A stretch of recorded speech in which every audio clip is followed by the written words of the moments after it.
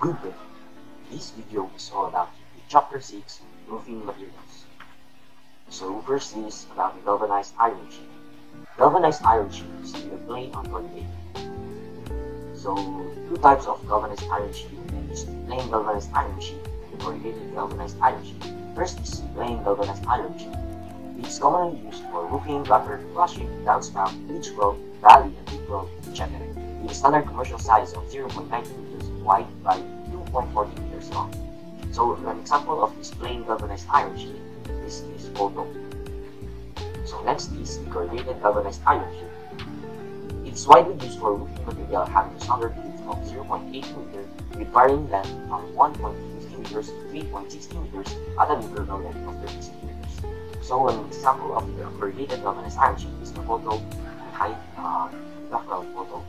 So clearly it is the most common used material that we use in roof and houses. Next is the simplified construction estimate. The thickness of the galvanized iron sheets are measured in terms of gauge from number 14 to 30, wherein the sheet becomes thin as the gauge number increases. Gauge number 26 is the most extensively used, although gauge 24 is sometimes specified by those who can afford the cost. Not to distinguish the difference in thickness of the galvanized iron sheets between the consecutive gauges from 14 to 30 is difficult to literally even with the aid of a caliper.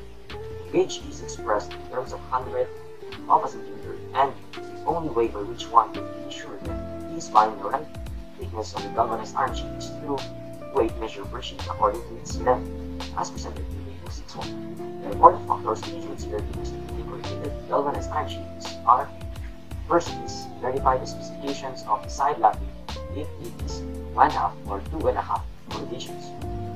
Second is if it is only 1/2 corrugations, the effective weight cover per sheet is 0.70 or 0.60 meters for 2.5 corrugations. Next is the standard end lapping joint is from 35 centimeters to 30 centimeters. Next is the distance between the purlins should be proportionally spaced and adjusted to the length of the galvanized iron sheets to avoid unnecessary lapping of the roofing sheet. In short, the length of the roofing sheet governs the distances or spacing of the purlins. And lastly is, as much as possible, minimize the end lapping joint of the galvanized iron sheets. Always specify longer length for economic reason. So the figures below is about the end lapping and the side lapping. So here you can see spaces needed for end lapping. So the spaces of the nails should be 35 to 30 meters. Then for the side lapping, which is for the rated galvanized iron sheet,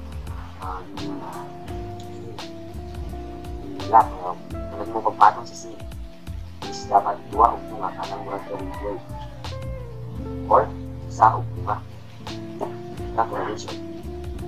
Ang dili po din mo nila ang magsilbing mga makuha nila para makuha ng mga covering per sheet. So para mas masaktan, high illustrations that we provide later. So this is the Table 6.1 and Table 6.2, which is used to solve the estimates for the galvanized iron sheets and its accessories. So first is about the standard weight of galvanized iron sheet in kilogram. Next table is the effective covering of corrugated galvanized iron sheets, number of nails and rivets per sheet, and spacing of purlins. So procedures in estimating the quantity of corrugated galvanized iron roofing and its accessories. First is determining the length of purlins along the gutter length. Next is divide this length by effective width covering of one sheet, which is 0.70 meters or 1.5 corrugations and 0.60 meters or 2.5 corrugations. The result is the number of galvanized iron sheets in one row. Third is to determine the length of the rafter or the backboard, then select the right combinations of galvanized iron roofing sheets that will satisfy this length considering 30 centimeters and lapping joint. Fourth is multiply the result found in step 2 with each length of galvanized iron sheet combination found in step 2. Fifth is determine the number of galvanized iron needles or rivets and washers in kilograms in Table 6.2 and Table 6.3. Next is the number of galvanized iron straps the same as the quantity of the rivets in the galvanized iron washer is double the quantity of the rivets. Lastly, solve the number of plain galvanized iron sheets required for hammer strap 8 of table 64. So we will make these procedures more clear. There is an illustration that you provided. So next table is table 16, which is about the quantity of moving accessories in kilo. Next is table 64, size and quantity of galvanized ammo strap and quantity of galvanized iron sheet. So here is the first illustration. Illustration 6.1. From figure 6 to find the number of rotated galvanized iron sheets and its accessories required. If the side lap is specified 1.5 rotations with 30 centimeters and lap on 50 to 75 furlongs. So here in the figure 6 you can see first is 14 meters is the upper line, and here is the rafter. This is the rafter, then this is the combination of the galvanized iron sheet. So first is for completed galvanized iron sheet. So we divide the length of the gutter by the effective coverage of one sheet. So we will refer to 60. So we divide our gutter length over 0.7 meters, which is the value for the 1.5 corrugation. It's going to practice. So here. Again, we got 1.5 corrugation, and the value we should use is 0.7. So we divide our gutter length for 0.7 meters, and we got this value of 30 pieces. Next is the length of the rafter is 6 meters, and a combination of 3.6 10 meters and 2.7 long galvanized iron sheet. So this is the combination. This is two rows of galvanized iron sheet. First is length is 3.60, second is 2.7 meters.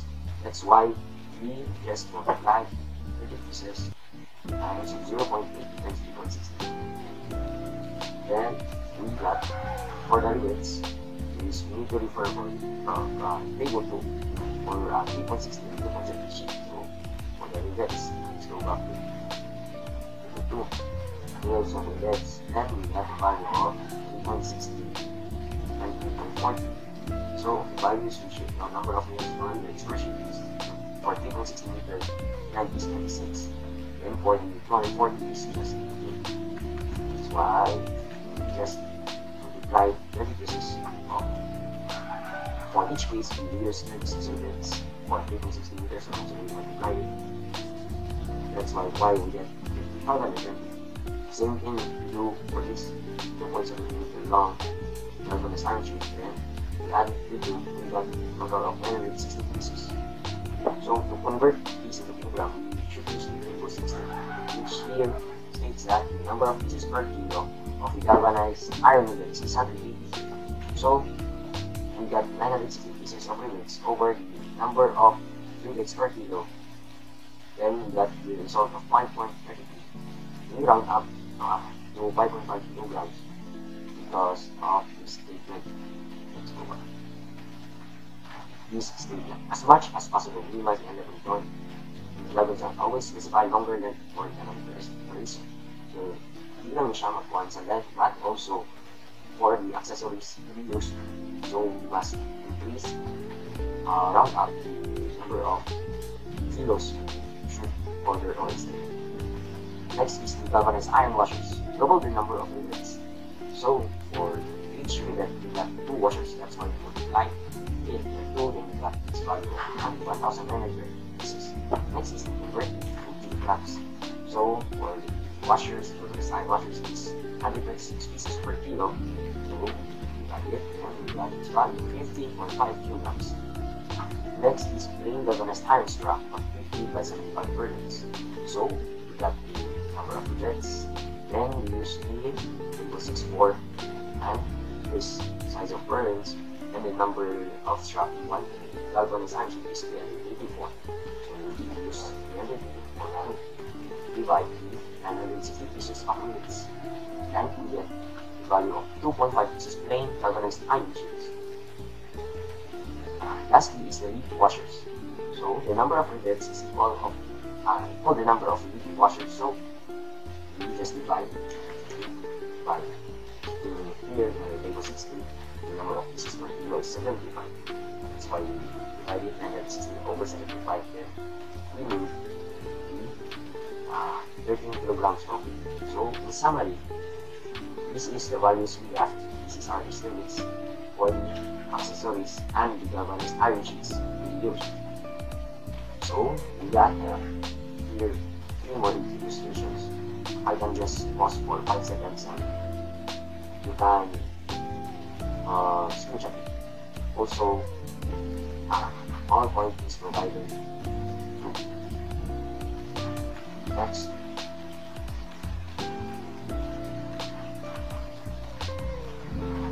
Last here.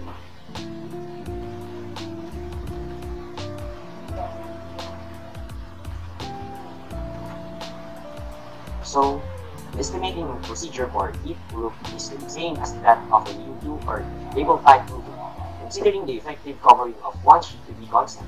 However, a little variation may occur in actual construction under the following conditions. First is if the heat roof is not padded at 45 degrees, extra cutting of galvanized iron roofing is inevitable. Second is errors might be committed in coupling and overlapping of the corrugated galvanized iron sheets.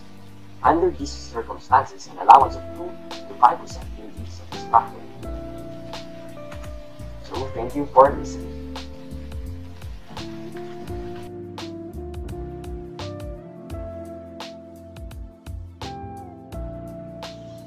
Good day, sir. Good day, everyone. The next topic will be estimating roof accessories and other roofing systems. Come on, let's check it out. So let us examine some examples of roof accessories. So here, as you can see, is a gutter flashing and a ridge. So a gutter flashing is a waterproofing tool that is placed just beneath the roof line, also called a fascia, and inside the gutter. Used in conjunction with a drip edge, it prevents water from running behind the gutter and saturating building materials and the infrastructure of the house. Next is the ridge. The roof ridge or ridge of a roof is the horizontal line running the length of the roof where the two roof planes meet. This intersection creates the highest point on a roof and sometimes referred to as the peak. So the third one is the hip roll. So a roll hip comprises a ventilated hip roll to seal the junction between roof elevations and trays to support the hip ridges. A rounded strip of wood tile, metal, or composition material which is used to cover and finish the hip of the roof. So this is an example of a hip end in a hipped roof. For the valley roll, it is formed where two roof slopes meet. Water collects in a valley to flow off the roof, and your choice of valley installation method is critical because when improperly installed, valleys are risk for serious leaks. So as you can see, this is an illustration of a valley roll. So in estimating those kind of roof accessories mentioned before, it is simply determining the number of plain galvanized iron sheets needed to mold or fabricate the gutter, flushing, and the different rolls according to the shape as shown in the plan. In building construction, this type of work is classified under the tinsmithing work. So the primary consideration in tinsmithing job is economy, which is simply mean to utilize every inch of the tin sheet. Cutting of the sheet shall start from the widest to the narrowest part of the roof accessories. So an expert tinsmith wouldn't let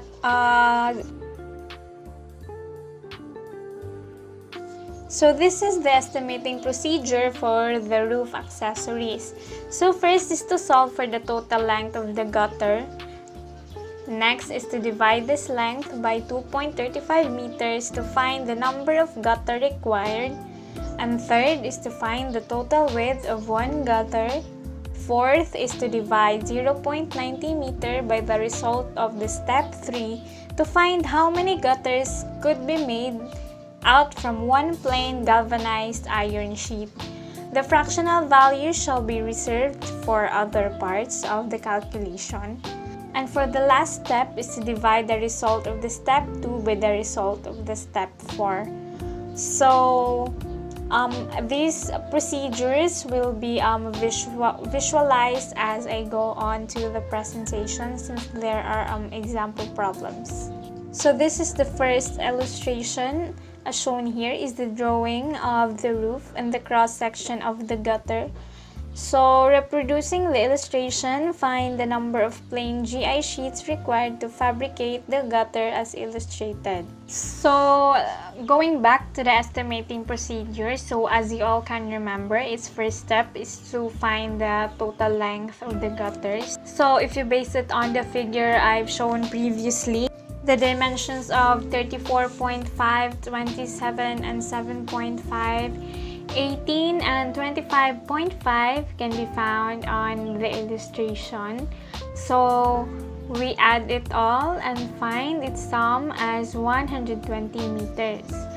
So again, recalling the estimating procedure, the second step is to divide the length by 2.35 meters. So 2.35 is the standard length for the GI sheet. So the answer in the step 1 divided by 2.35 would be equal to 51, and that would mean 51 pieces. So as based on the illustration, the total width of one gutter is equal to 55 centimeters.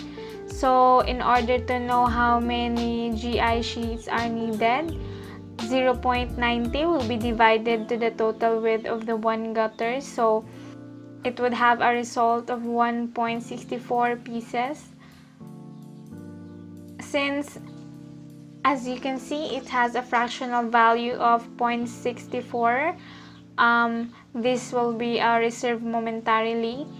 So recalling again the steps for the estimating procedure, it is to divide the answer on the step 4 by the answer on the step 2. So 51 divided by 1 is equal to 51 pieces of plain GI sheets. So now this is the answer for the example problem. The roof would need 51 pieces of plain galvanized iron sheet. So for the next illustration is to find again the number of plain GI sheets needed for the gutter and the flushing. So first step is to find the total length of the gutter. So based on the illustration, it has a total length of 20 meters. Next is to divide the total length of the gutter by 2.35, which will have an answer of 8.5 pieces. And for the third step is to determine the total width of one gutter. So we will base this value again on the illustration, which is 0.45 meters. So fourth is to divide the width of the plain GI sheet with the total width of one gutter. So it would have an answer of 2, and that would mean 2 pieces of gutter per sheet. Fifth is to divide the result of step 2 by the result of step 4. So 8.5 divided by 2 would be equal to 4.25 rounded to 5 pieces. So the gutter would need 5 pieces of 0.90 meter by 2.40 meter plain GI sheet. So next is for its flashing. So again, first step is to determine the total length. So basing it on the figure, it would have a value of 18 meters. Next is to find the number of the flashings. The total length will be divided by 2.30, and 2.30 is a standard size. So it would have an answer of 7.8, which will be rounded to 8 pieces. Third is to find the width of the flashing. So it is given on the figure again. So that would be 0.45. So it will be divided to 0.90 meter, which is standard dimension, and it would have a value of 2 pieces per GI sheet. Next is to divide the result of step 2 by step 3. So the result of step 2 is 8 and the result of step 3 is 2. So dividing it together, the answer will be 4 pieces. So for the flashing, it would need 4 pieces of 0.90 meters by 2.40 meters of plain GI sheets, and that would have a total of 9 pieces of plain GI sheets. So the tables here are the effective values. So some of you may be confused where some values came from. So it's here, it is an effective length. For the roof accessories, the gutter has an effective length of 2.35. The flashing is reflected here for the ridge roll, the Varley roll, the hip roll, the soldering lead, and the muriatic acid. So if your roofing is corrugated, it is also reflected here for a commercial size with an effective width covering. So it is available in inches or in millimeters. Next is to estimate asbestos roofing. So estimating the asbestos roofing material is simpler than that of the GI sheet because all the accessories and parts to be used such as gutter, ridge, hip, and valley rolls are readily made for installation. So for the asbestos, outstanding among its properties are its resistance to heat, wear, alkalis and acids, and its flexibility, and amongst other characteristics, which makes it a suitable material for use as insulation and even in roofings as what is shown here. These are the steps in estimating asbestos roofing. So first, we need to remember that the number of corrugated sheet is determined by dividing the gutter length by the effective width covering of one sheet. The second step is to find the number of the flashing, the gutter, ridge, hip, and valley rolls and divide the total length of the effective length of the accessories. And for the last step, other parts such as ridge, end cap, apron flashing, gutter corner, downspout, and fittings are determined by direct counting. They are all readily made according to factory standard sizes. So these steps will be further emphasized on the following illustrations. So in this illustration, we need to find the standard asbestos roofing and accessories required given its dimensions. So first is to find the number of corrugated sheets, and we need to refer on table 6.8. So table 6.8 is here. So 26 is the length given on the dimension and 0.838 is the effective width of a corrugated sheet as shown in table 6.8. So 26.8 divided by 0.838, it would be equal to 31.02 pieces. So for the length of the rafter, as mentioned in step number 3, the rafters has already been determined by direct counting since they are readily made available according to factory standard sizes. So as shown in the illustration, it has a length of 3 meters. So we can now know that we need to order 62 pieces of 3 meter standard asbestos corrugated sheets. If you are wondering why it is 62, the answer in step number 1 was multiplied to 2 since there are 2 parallel parts, as you can observe on the illustration of the roof. Next is to identify how much is needed for the gutter.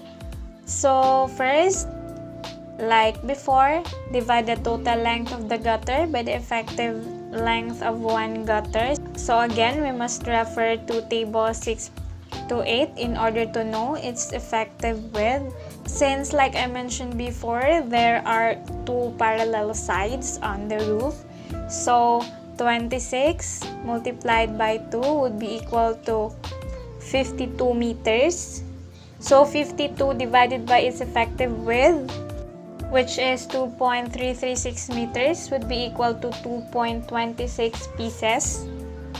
And for the ridge roll, it has a total length of 26 meters, so we divide 26 with its effective length again, which is 0.838. That would be equal to 31.02 pieces. And lastly, for the flashing, again finding its total length, it has the same analogy with the two parallel lengths of the gutter, but as you can observe on the illustration, if you find it, it has 4 sides of 3 meters, so we need to multiply it, which is an answer of 12. Again, we must refer to table 6 to 8 to know its effective width, and divide it to the total length in step 1, so that would have an answer of 5.249 pieces. And to know how many ridge and cap, again, like mentioned in step 3, it is produced in factories with standard size, so we can know it by actual counting. So there are different kinds of asbestos roofing, so as reflected here, this is shown for the reference of its effective length, width, and other dimensions, and its technical data to be referred whenever calculation for another roof system will be needed. So the first kind is the standard corrugated sheet, which is solved earlier. Another kind is a 4V corrugated sheet, a canaletas, a placa romana, a 10-core corrugated sheet, and an Ardex corrugated sheet. So the different technical data of those kinds of asbestos roofing mentioned earlier will be flashed here on screen for technical data estimating purposes, which will be a future reference. So this is table 6 to 8 as what was referred on the previous illustration. This is for the standard corrugated sheet. As you can see, we can find here the effective width and the effective length, its outside flashing and lapping, and many others. This is for the canaletas. This is another type of asbestos. Table 611, it's technical data. Table 612 is for the 10-core corrugated sheets and its technical data. And lastly is the Ardex corrugated sheet and its technical data. So the common ground for this roofing system is that other accessories, like mentioned before, they can be estimated by direct counting only. So now we will observe common roof types we often see on houses and on buildings. And the first is the ColorBond clip lock. ColorBond is a corrosion-resistant zinc-coated steel sheet, pre-painted steel ribbed tray roofing and walling. So for its special features, it is concealed through fastening. Its lock act iron rib design, its attractive fluted trays, its near flat roof slopes, its less supports especially and have wider space. It has strong lightweight steel and has custom cut long lengths, so this is appropriate for flat roofs. Clip lock roof sheets are specifically designed for flat roofs between 0 to 1 degrees in incline. Unlike the traditional metal roof sheet, clip lock sheets are fixed with clips from below instead of screws from above. However, this screw may cause leaking and corrosion over time. So this is the technical data of the clip lock and its recommended fasteners that would require 2 fasteners per clip. For further details, feel free to pause the video. So next is the Banawe horizontal metal tile.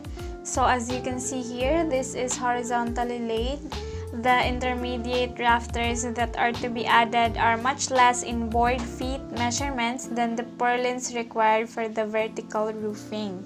So in the Banawe roof, it completely eliminates the need of purlins because of its horizontal rib design, which by itself acts as a purlin, and the intermediate rafters that are to be added are much less in board feet for the vertical roofing. It prevents capillarity and checks the penetration of rainwater as it goes to the roof. So this is the technical data for the Banawe horizontal metal tile and its illustration in the cross section and its effective coverage, nominal width, and minimum roof inclination. So the technical data for other roofing systems will also be introduced. So for the Marcelo roofing system, for the Colorbond custom orb, for the Milano long span steel bricks, and for the Colorbond trim deck high 10. So this is for the Marcelo roofing system, its technical data with its effective width and length and the number of fasteners needed per sheet. Next is the technical data for the Colorbond custom orb with its crest fastening on the steel and the crest fastening on the wood. Next is for the Milano long span steel bricks with its technical data shown. And lastly, for the Colorbond trim deck high 10 and the specifications needed when installing the roof. Please tune in for the next reporter.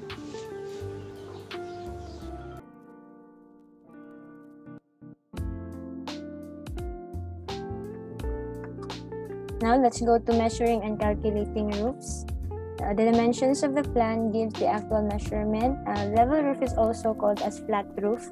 And for its area, we have to use length times width. And for the roofs of multiple rectangle, we have to use two different methods. It's either positive or negative method.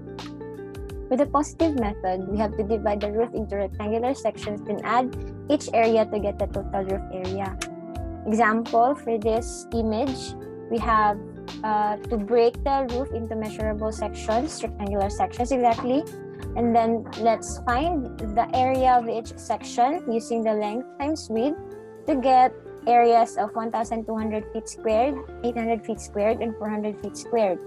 And then the next is we have to add all the rectangular areas to get the total roof area, which will give us 2,400 feet. Next, the negative method. This negative method, we have to extend the roof lines to form a single rectangle, this part here. And then we calculate the sum of the rectangular areas outside the roof surface and subtract this to the area of the extended single rectangle. Example, for this image, we have to extend roof lines of this roof to form a single rectangle to find its area. So this whole rectangle is the extended single rectangle, which has a length of 60 and a width of 60, and then its area is 3,600 feet squared. And then we calculate the areas outside of this roof, which is the section A and section B, and their area are 400 and 800 respectively, and we have to add their area to give us 1,200 feet squared.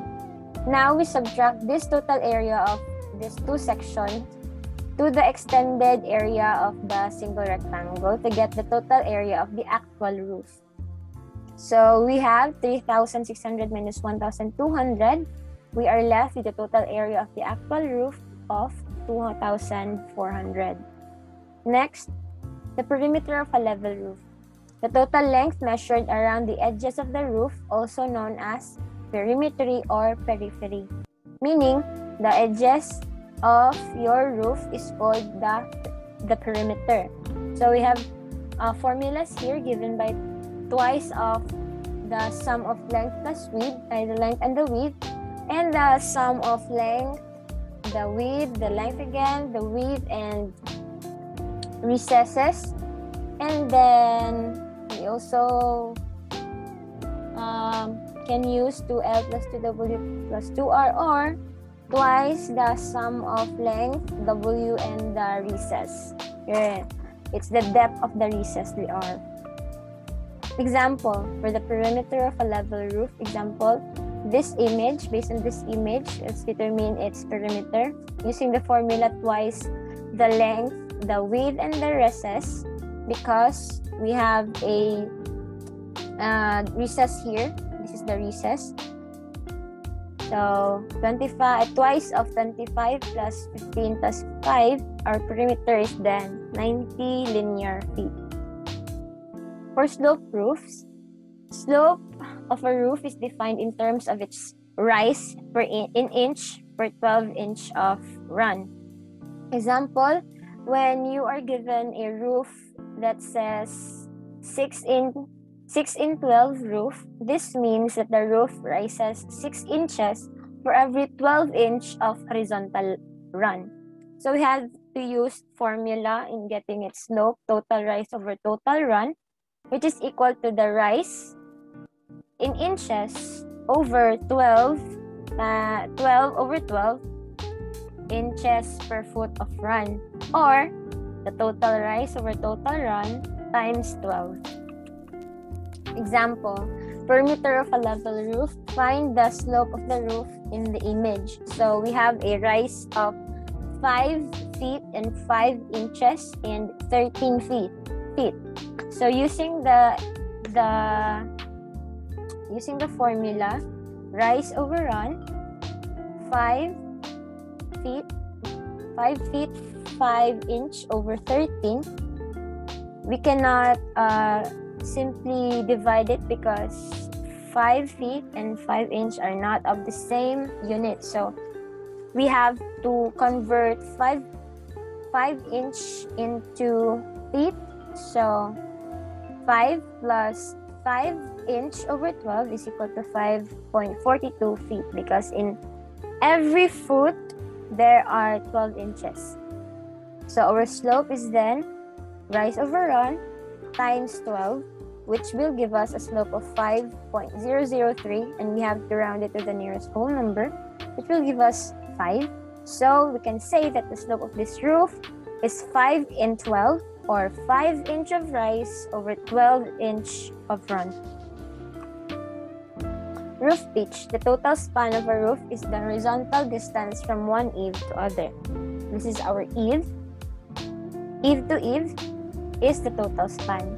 Usually roof pitch is used by framers, but sometimes that is all the roofer has. You can convert the roof pitch into the roof slope. So most of the time we are only given the pitch of a roof, so we have to convert it into slope, and we have here the formula of pitch, which is equal to the total rise over the total span. And in converting it into pitch, we have a slope equals to 2 times pitch. Example, we have to convert a 1/3 pitch into roof slope. So we have to use the formula slope is equal to 2 times pitch.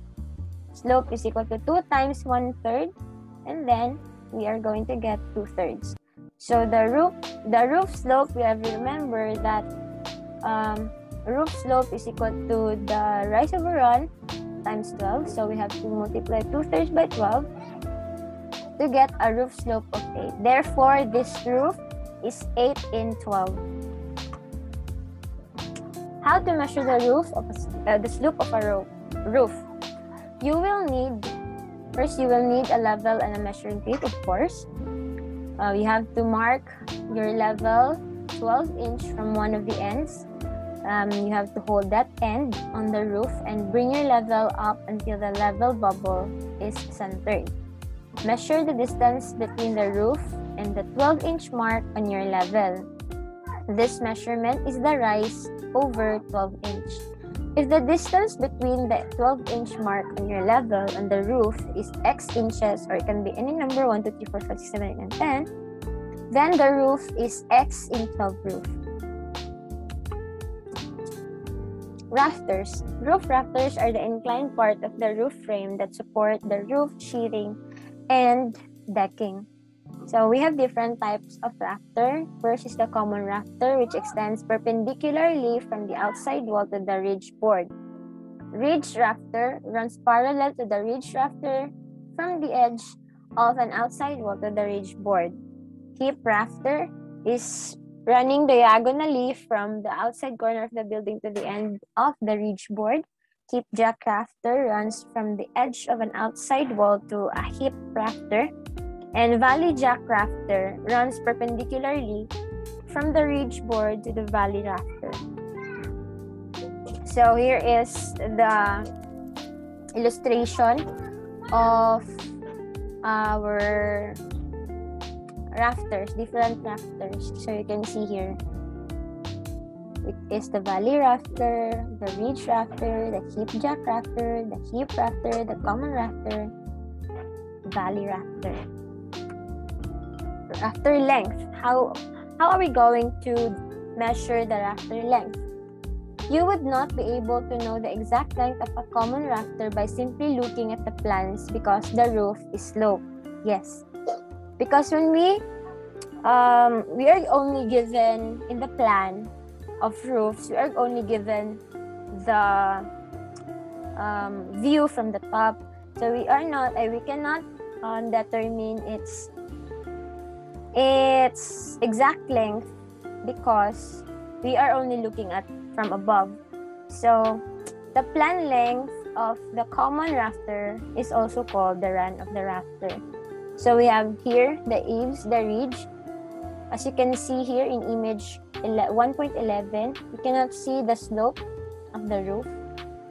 And then here in image 1.12, it is denoted that when you see it in a actual view, you have to see that there is a slope in the roof with actual length and its run. Next, we have this run of various types of rafter.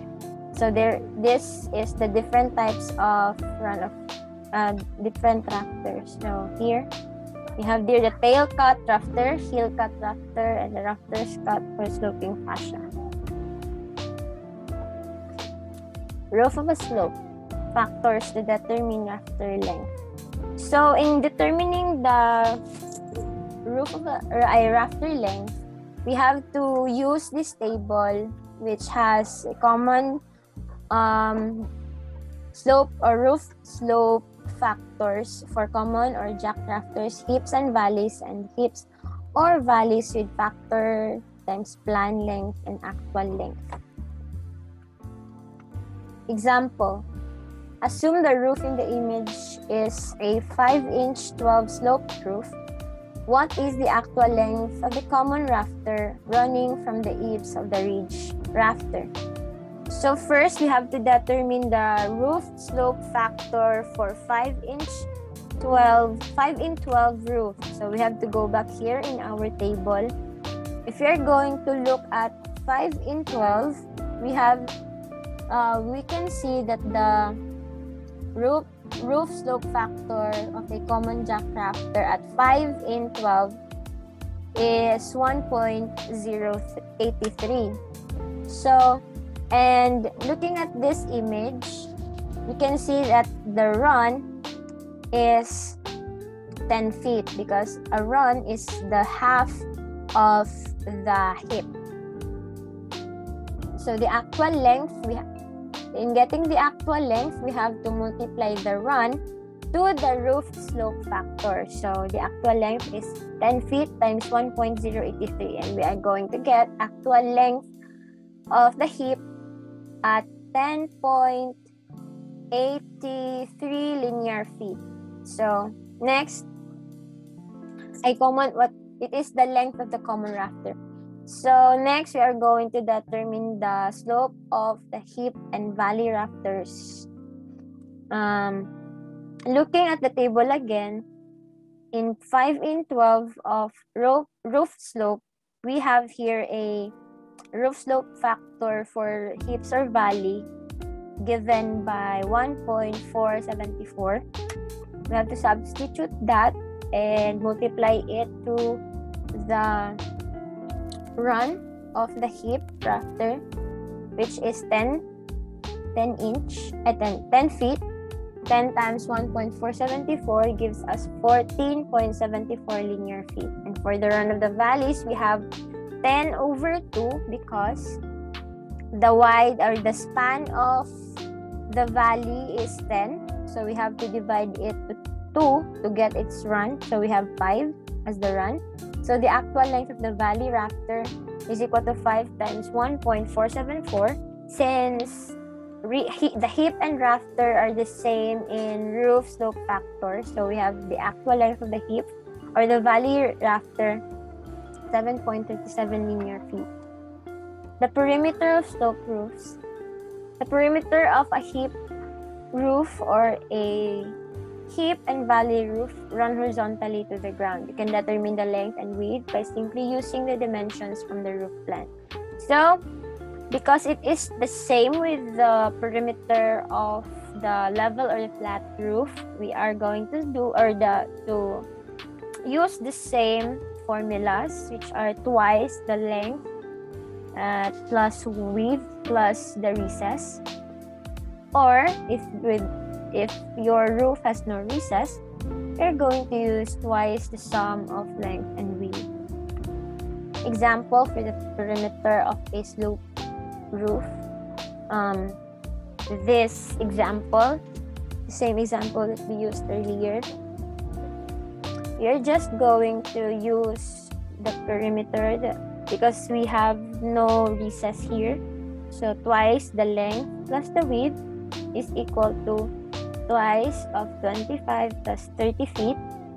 And we are going to have a perimeter of 110 linear feet. So that would be all. Thank you for listening.